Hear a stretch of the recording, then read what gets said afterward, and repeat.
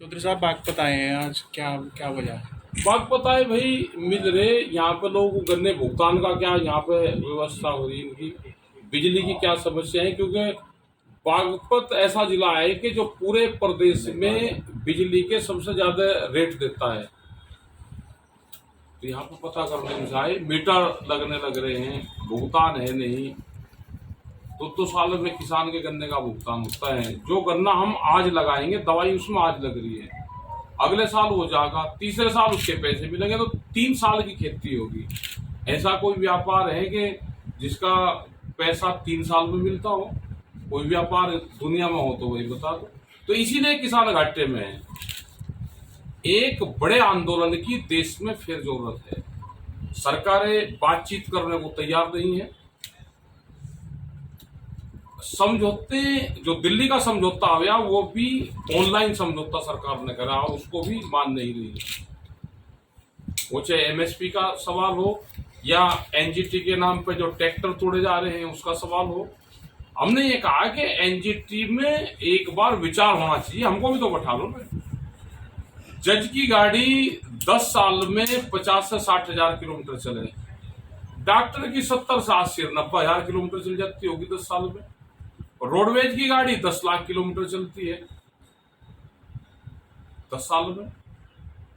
और किसान का ट्रैक्टर, जज की गाड़ी, डॉक्टर की गाड़ी एक कैटेगरी में आती है। लेकिन यह है कि 10 साल का वो कर दिया कि कंपनी को फायदा कैसे होगा, वो देश में राज चल रहा है। हम पूर्ण रूप से, अगर सरकारें कोई फैसला गलत लेगी, हम उसका विरोध करेंगे। तो जैसा कि इसमें किसान आंदोलन में कुछ मांगे मान ली थी, कुछ अधूरी रह गई थी, वे अभी तक पूरी नहीं की। टिकट साहब अभी पूरी नहीं की। बिजली अमेंडमेंट बिल पे बातचीत हुई थी कि बिजली पे कोई भी होगा तो आप बातचीत करोगे। कोयले की कमी दिखाकर धीरे धीरे करके रेट बढ़ाने का एक पूरा इनका ये चल रहा है।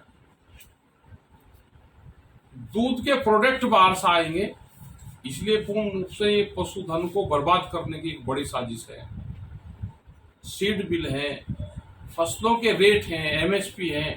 तो ये जो सारे सवाल है हमारे, मेन ये है कि खर्चा बहुत पड़ेगा, लेकिन किसानों की फसलों के दाम नहीं है।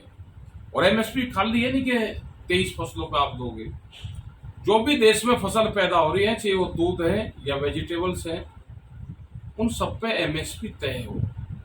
नहीं है तो सरकार उसको सपोर्ट करे। और जब तक किसी भी देश की सरकार किसान को सपोर्ट नहीं करती, बाजार अगर महंगा हो रहा है तो किसान को क्यों मारा जाए?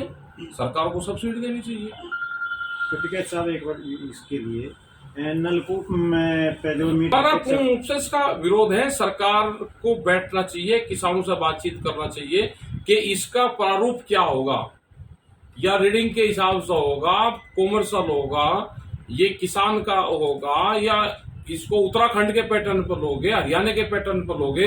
अपनी घोषणा पत्र में फ्री बिजली देने की बात करी, मीटर लगा के बिजली फ्री दोगे, उसको यूनिटें फ्री रहेंगी, तो इसका किसान को कुछ नहीं पता। अभी हम पूर्ण रूप से इसका विरोध करते हैं।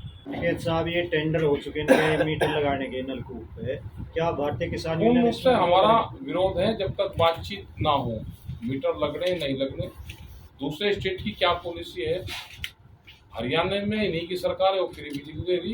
यहाँ का किसान को 175 रुपया रेट दे रहा था, आधे रेट करने की बात इन्होंने करी। हम मीटर कहाँ से आ गए? घोषणा पत्र में फ्री है, मीटर लगा रहे तो फ्री कहाँ रह गया? कोई दौड़ फाड़ नहीं हुई। संगठन के कुछ लोग थे, वे विचारधारा से भिन्न थे, उनको निकालने और अलग संगठन। आपका क्या स्टैंड होगा इसमें? नहीं, वे भी अलग हुए। जब अलग हो गए तो निकालना भी उनको दोनों चीजें। हमने उनको मनाने की वो करी, लेकिन उन पर क्या प्रेशर था, क्या वो है, तो अलग चले कि अपना अपना काम करो। वे भी किसान संगठन नाम, इसी नाम से बना है, उन्हें भी अपना काम करें। और जनता की बहुत समस्या है, उस पर काम करना चाहिए सबको। बहुत संगठन देश में 550 किसान संगठन संयुक्त मोर्चे में, तो अलग अलग उसमें अलग अलग लोग अपना काम कर रहे हैं। तो जो भी संगठन बन रहे, सबको काम करना चाहिए। क्या संयुक्त मोर्चा का अगला कदम क्या होगा? अभी तक पूरी नहीं है इनकी संयुक्त मोर्चे की मीटिंगें होंगी अब, क्योंकि अभी इलेक्शन चल रहे थे सब जगह। और भारत सरकार से यह है कि भारत सरकार इन सारे मुद्दों पर बातचीत करे। संयुक्त मोर्चा का जो भी कदम होगा वो बताएंगे और सरकार से और हर स्टेट की गवर्नमेंट से हम बातचीत करेंगे। हमारा ये नहीं कि यहाँ पे किसी एक पार्टी की सरकार है और हम दूसरी जगह नहीं कर रहे।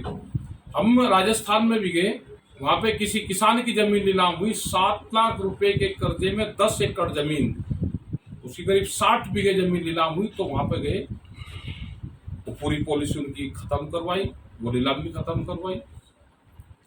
छत्तीसगढ़ में गए तो नया रायपुर बसरा है, वहां पर राजधानी बना रहे हैं, वहां पे गए और 27 गांव का जो आंदोलन चल रहा है उसको समर्थन दिया, उसके बीच में गए।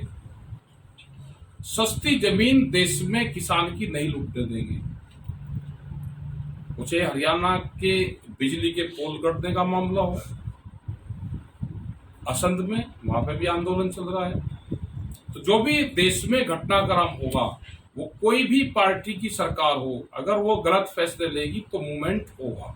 ये तो इनका इश्यू है भाई, ये तो इनका इश्यू है, तो पॉलिटिकल इश्यू है, हमारा इसमें ज्यादा। तो इसमें देश प्रभावित हो रहा है, सब लोग। हाँ, तो देश तो प्रभावित हो ही रहा भाई। यहाँ पे कोई विकास के काम पर थोड़ा बहुत हो रही भाई। मंदिर तो हमारे हर गांव में बने हुए हैं, मंदिर मस्जिद तो हर गांव में है बने हुए। ये तो चलो कोई बातें तो ठीक है कि भाई आवाज हो रही, वो तो डिस्टर्ब करते हैं, वो मंदिर हो चाहे मस्जिद हो, वे तो है कि अपने भाई उसमें करा लो। जनसंख्या में इनको करना चाहिए, उस पर करने रहे। ये ठीक है क्या कि ये एक मस्जिद वहाँ पे बनी हुई है, पहले वहाँ मंदिर बताया जा रहा है? देख लो, तो सर्वे रिपोर्ट है कि जो चीजें हैं तो देख कर पता चलेगा।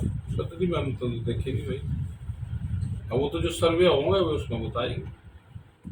ये जनसंख्या पर बना लेना, जनसंख्या बढ़ाने क्या है, जनसंख्या भी इलेक्शन के टाइम पे घोषणा करेंगे क्या। उत्तर प्रदेश, हरियाणा और कई स्टेट में इनकी सरकार है जहाँ पे बिजली फ्री है। उत्तर प्रदेश में सबसे महंगी बिजली, अभी उन्होंने करा कि हम आधे रेट लेंगे, 175 रुपये का रेट था, आधे रेट पे भी, उसके बाद में भी मीटर लगा दे। देश के किसानों को जागना पड़ेगा, उसे आदिवासी का मामला हो, उनके भी बड़े आंदोलन चल रहे हैं। मजदूर का है, देश में नौजवान है, बेरोजगार होता जा रहा। मिलिट्री की भर्ती के लिए देश में आंदोलन कर रहे कि भाई हमें मिलिट्री की भर्ती करवा दो। हरियाणा की तर्ज पर हमने कहा कि वहां पर उनकी सरकार है, उसकी तर्ज पे यहाँ पर गांव-गांव में स्टेडियम बनने चाहिए। स्टेडियम बनेंगे नहीं, बच्चे सड़कों के ऊपर दौड़ेंगे, एक्सीडेंट होंगे। तो ये जो सारे सवाल है, ये हमारे सवाल थे। चला जान देते ना गेहूं भाई, कुछ ज्यादा पैसे किसान को मिल सकता था, लेकिन अब की बार गेहूं रोक दिया कि निर्यात नहीं करेंगे। ये तो देश में पहला मौका था कि किसान निर्यात कर रहा था। हमारे पास में खाद्यान्न का भंडारण है, जो मोटा अनाज है वो हमारे पास में है।